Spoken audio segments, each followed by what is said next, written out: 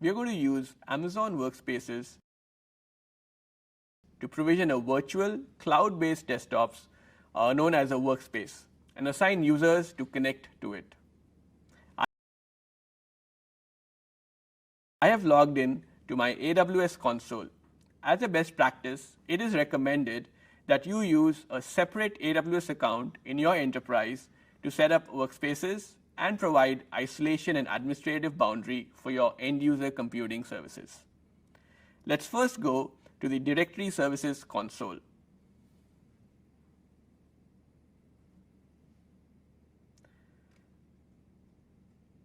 We can use Directory Services to create a directory to store the credentials of users that will log into the workspace. Let's look at the kind of directories we can set up.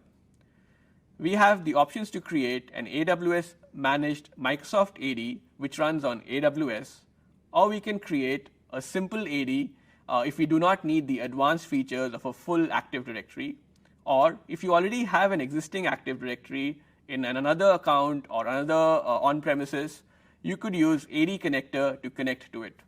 For this demo purpose, we will use a Microsoft AD that I have already pre-created. It's an AWS managed Microsoft AD, and I have also pre-created a Workspaces user to use in our demo. And now I'll navigate to the Workspaces console.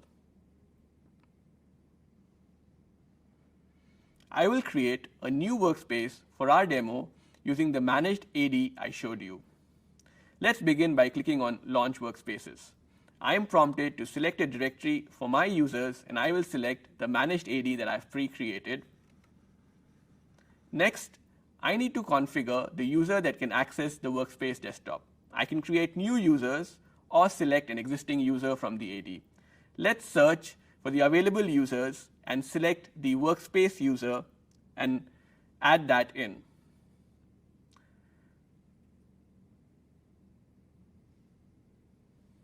Next, I need to select a bundle. A bundle is a combination of hardware and software options for the user.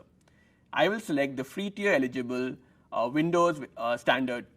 You can see the other available bundles once I scroll down the screen, such as Performance, Power, Power Pro, and Graphics. We can also modify the size of the disks. Let's leave it as default.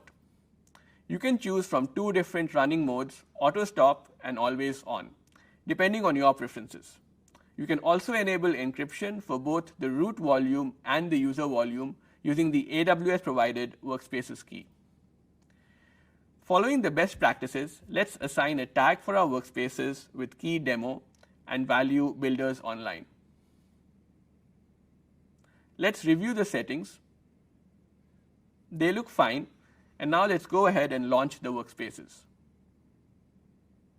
The workspace is being provisioned and is currently in a pending state. We can see the details of the workspaces while it's being provisioned.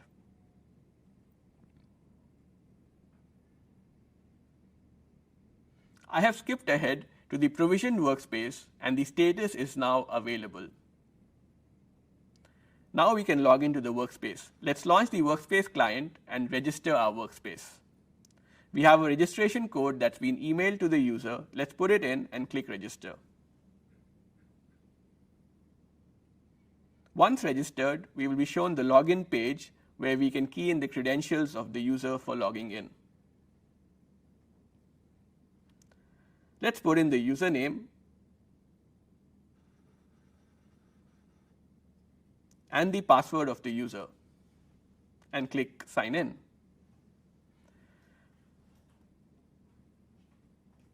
Workspaces is now launching the instance for our user, and once connected, the user will have access to a desktop environment in the cloud.